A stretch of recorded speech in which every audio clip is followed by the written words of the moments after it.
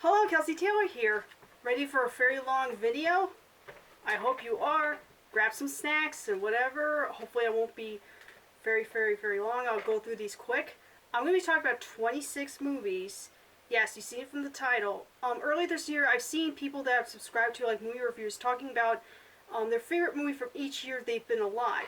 So I decided to do that too. I'm 26, and I'm going to be counting down 26 movies from every single year that have been born, from 1993 to 2019. One for each year.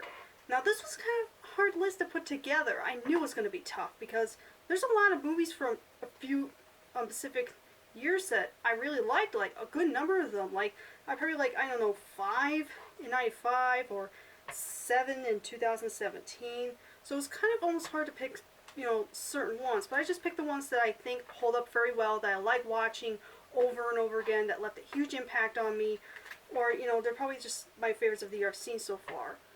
And if you see my videos talking about my favorite movies per year, I've done that since, I think, 2014.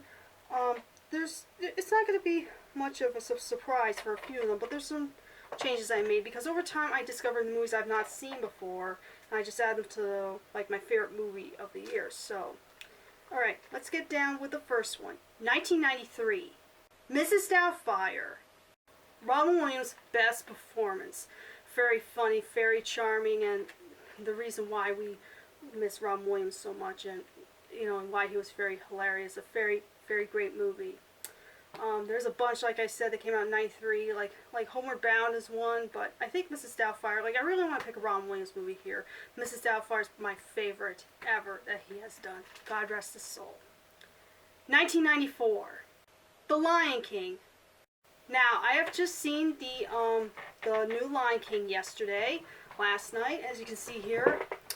I got the shirt on that my mom just got me, but I didn't wear it at the theater because I didn't feel like changing. I was going out somewhere else hours before that. And I like the new Lion King. I thought it was really well done. But that can't compete with the original. The original Lion King is always going to be the best one. Like, it's something about it's very special to me. It's the first movie I've ever seen in my life, and it's stuck with me ever since. I think this is the film that developed my love for film, for Disney, especially for lions. And yeah, that Lion King, the original, means a lot to me. While I do enjoy the new Lion King, the first Lion King just cannot be beat. 1995. A Goofy movie. This one's also kind of tough. I was like, is there certain films from 1995 I really liked? And A Goofy Movie is like one of those films that I just grew up watching, and still like it as an adult. I think much better. And definitely, it got some attention in recent years. So yeah, Goofy Movie, my favorite film of 95. 1996. Matilda. Another childhood favorite. I know certain people may not like it because it may be too dark or too crazy, but I don't know. I handled it fine when I was a kid, and still watch it to this day, and kind of want to be like Matilda, like during this point where I can get fed up with my folks sometimes and wish I have superpowers. So that's another fun one. 1997. Men in Black. The other Men in Black movies are kind of decent.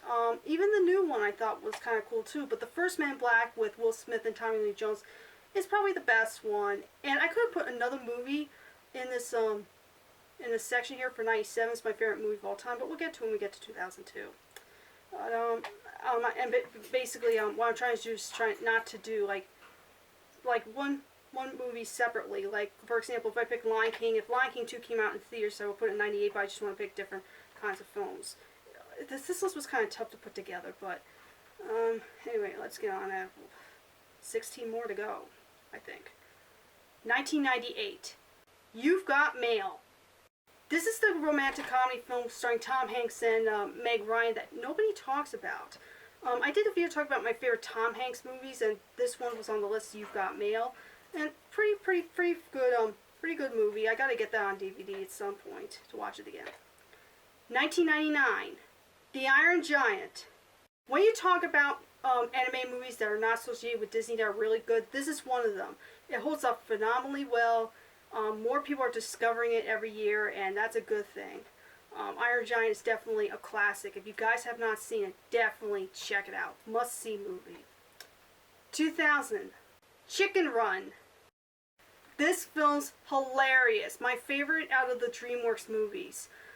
With clay animation that, it's very time consuming. You don't see much these days, but very well done, very funny, and, yeah, what could you say? I don't want to be a pie. Don't like gravy. Another childhood favorite. A lot of these are childhood favorites. Okay, 2001, Joe Dirt.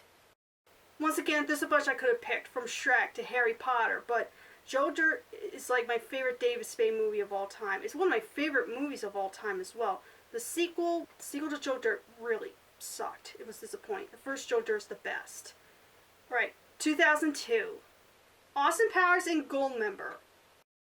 It could possibly be a sin I didn't put the first Austin Powers for 1997, because that's my favorite movie of all time. And there's a bunch of films from 2002 that I liked as a kid, probably don't like as much now as an adult. Austin Powers and Goldmember, something about it was kind of special to me. It was like, I think, the first movie I saw on an opening day in theaters. I remember being in a packed house. Like, I'd never been somewhere that's been packed before, like in a movie theater. It's like being in an audience for a television sitcom. Everybody was laughing every 5 minutes, and it was a great experience. And Austin Powers and Goldmember is definitely my favorite movie of 2002. 2003, Finding Nemo. For a long time, this has been my all-time favorite Pixar movie until when we get to 2015. I really love this one. Finding Dory was pretty good too, but I think Finding Nemo is probably the best one when I compare this to Finding Dory. Very, very great movie. If you haven't seen it, then get out from under that rock and go watch it. 2004, Mean Girls. When I was a kid, this was my favorite year in film. There's a lot of movies that came out in 2004 that I really liked. Like from White Chicks to Spider-Man 2, and I think a few other ones I'm blanking. The Incredibles, just for a little bit. Mean Girls is the one I think is my all-time favorites, and one of my all-time favorite movies. And what can you say, it's so quotable and so memorable and very, very hilarious. And yeah, that was kind of like my Clueless movie at the time. I don't know what Clueless is about, but maybe it's the same thing. But I know. Mean Girls rocks. 2005, The Chronicles of Narnia, The Lion, the Witch, and the Wardrobe. This was another tough one to pick which movie in 2005 I really liked. And it really is this one. Like, I remember falling in love with it. Like, I remember praising this movie. I liked the book as well. The first Narnia movie is definitely the best. The other ones are kind of decent, but I think the first one, The Lion, the Witch, and the Wardrobe, was the best one. And it's my first time hearing Liam Neeson. I don't think I've seen any Liam Neeson movies at this point. This is my first time hearing his voice, but I would have never known his name until Taken. So that's a plus. So, Chronicles of Narnia, The Lion, the Witch, and the Wardrobe, my favorite film from 2005. Oh, sorry, my nose is itching. It's hot. But I need to have the lights in here, otherwise you're going to see shadows and you won't be able to see me well. 2006, Night at the Museum. There are a few films that, and I think another one that was kind of tough, but I was trying to pick a 2006 movie that holds up the best in my opinion. The one that I'd like to go back to more, and it really is this one, Night at the Museum. I remember seeing this film in theaters when it came out, like, twice. I've never done that with any other movie at that time. And very cool. Ben Stiller and late Robin Williams, definitely. The sequels were like, I think Battle of Sony is the best sequel, and the last one was really depressing, but the first one I think is the best one that holds up well. 2007, Wild Hogs. This is the one movie I didn't expect to see in theaters with my mother when it first came out. This was during a very rough time in middle school. Like 7th and 8th grade were terrible years for me school-wise, but she took me to see Wild Hogs, and we literally laughed our asses off. I haven't seen it in a very, very long time, but it's kind of hilarious. And like one of those comics I don't hear being talked about that much. From what I can remember, it stars Tim Allen, Martin Lawrence, John Travolta, and William H. Macy. Wow, I remember that. And yeah, and I think that was the first time I seen William H. Macy in anything, because that was before Shameless, and I would have known about him as a young teen. So yeah, Wild Hogs is very hilarious. Definitely check it out. 2008, Get Smart. Usually I'm going to be this or superhero movie. Well, superhero movie was hilarious. I was trying to pick one that I think more people would be satisfied with picking, even though I really enjoy superhero movies, even though a lot of people don't like it.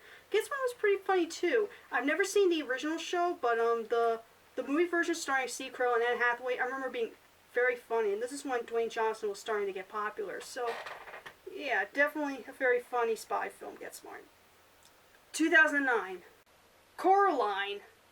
This one I remember seeing in theaters, like I heard some good reviews about it. It was getting so much hype, and it really is a well-done movie, directed by the same guy who directed Nightmare Before Christmas. I thought at first that Tim Burton directed that film, but it was actually Henry Selick.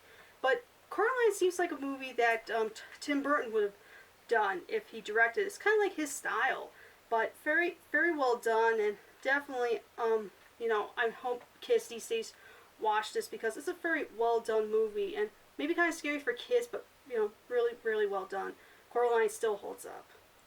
Okay, we're going into the current decade. 2010. Despicable Me. It was either going to be this or Toy Story 3, which I saw Toy Story 4, I think, about a week ago, and it was pretty good.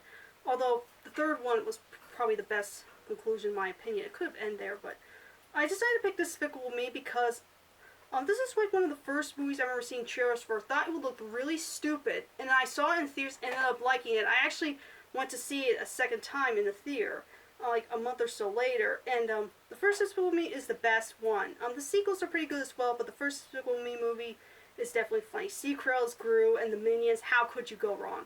And the girls, he's so funny, I'm gonna die! 2011, The Muppets. Now, this is to the point where, for the next couple of years, I think 2011 to 2013, were kind of the dead year for me to go out to the movie theater. Because when I was living in Pennsylvania, the closest movie theater would have been like 25 minutes to a half hour away from my house.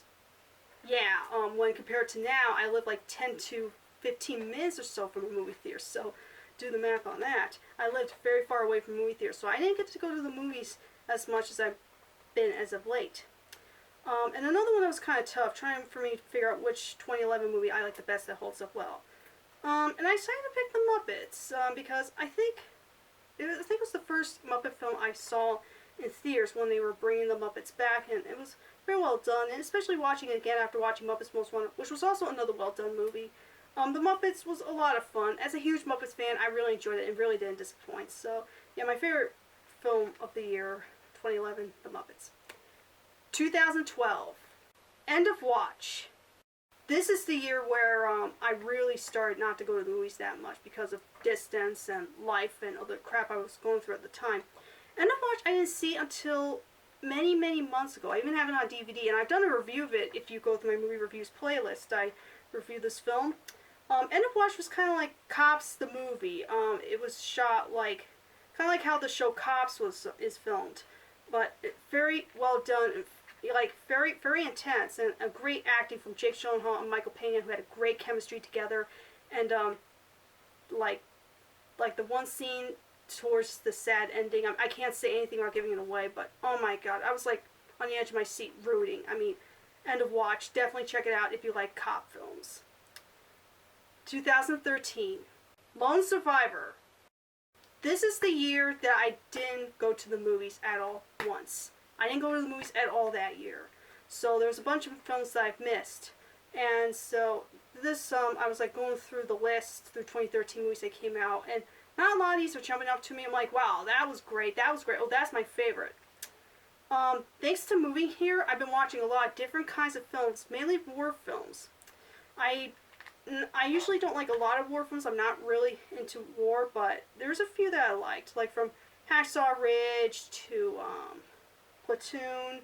So yeah, Lone Survivor starring Mark Wahlberg is pretty well done. I think it's my favorite war film, and my second favorite out of the Mark Wahlberg and Peter Berg collaborations. I just finally got it on DVD. I had to order it online because I could not find it in stores anywhere by me. So Lone Survivor is definitely a very epic movie, and definitely a very well done one if you like war films. However, it's like one of those films, like, there's a couple of these movies I wouldn't recommend my younger viewers to watch. Like, Lone Survivor's really brutal, and especially the scars on Mark Wahlberg you would believed, like, I couldn't believe how realistic the makeup looked. You really believed he was in pain. He could have died multiple times. But, you know, he was just acting. He just had to put the makeup on. But, I mean, those look so realistic. It should have gotten an Oscar for it. I mean, but Lone Survivor is definitely very well done, must-see film if you like these kind of things.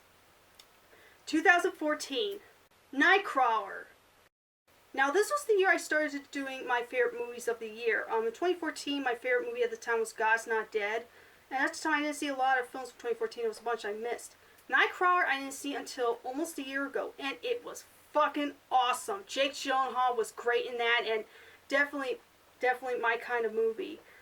If you've seen it, you know what I mean. Like, I went into this movie not knowing what it was about. But it was really cool. And would I be able to do that stuff in real life? Like, as somebody who shoots videos, would I do that in real life, like filming like crime scenes with dead bodies around and blood for the late news? No, I don't think so. I'm not that brave, but very awesome film. Definitely check it out. Again, not for kids. It's very brutal. 2015, Inside Out. This is my current favorite Pixar film and my favorite movie of 2015, as I said in one of my videos, talking about my favorite movies of the year. Inside Out has everything that I liked in the movie. Full of emotion, full of humor, full of passion, and like the animation was spectacular. Like, looked very colorful, and some parts are very heartbreaking. I haven't watched it in a very long time now, but when I first saw it, I really loved it. And definitely, if you haven't seen Inside Out, like if you want to see a Pixar film that's not really a sequel, this is it. Inside Out, like, almost completely original, but done very well and kind of fresh and new. Really great movie. Okay, I'm starting to lose my voice here, but I'm almost done. 2016, Kubo and the Two Strings. My favorite movie of 2016 at the time was Pee-wee's Big Holiday, but that was a Netflix film. As I said, I'm only counting down theatrical movies that a lot of people have seen. Kubo and the Two Strings was kind of underrated when it first came out. I didn't hear it that much. I actually didn't start seeing it until, I haven't seen it until just recently. And that one was really well done. My favorite of these bunch of the company that's made, they made Coraline and Missing Link, which I didn't get to see.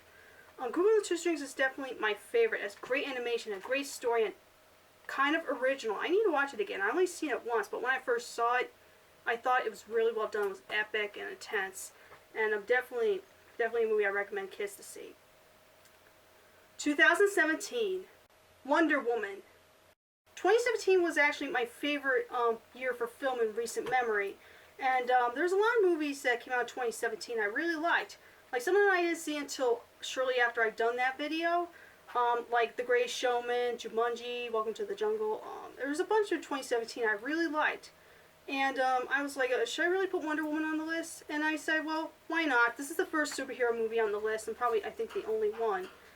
Like, this is what the other DC movies should be. It should be interesting, epic, dramatic. You give a shit about the characters. I mean, if you haven't seen Wonder Woman, definitely check it out. And I can't wait to see the sequel they're going to be making for it next year.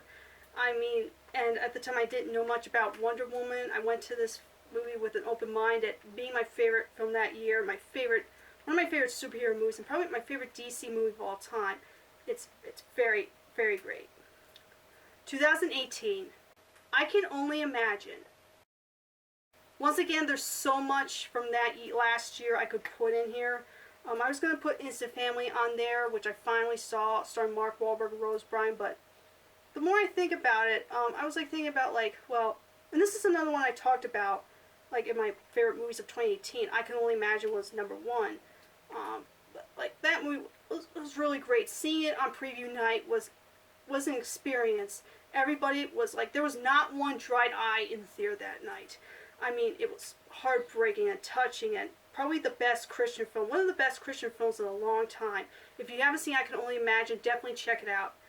Even though they only played that song like a few times, I know it's kind of overrated, but that movie is the best. Like, even if you're not a fan of Christian films, this was a must-see.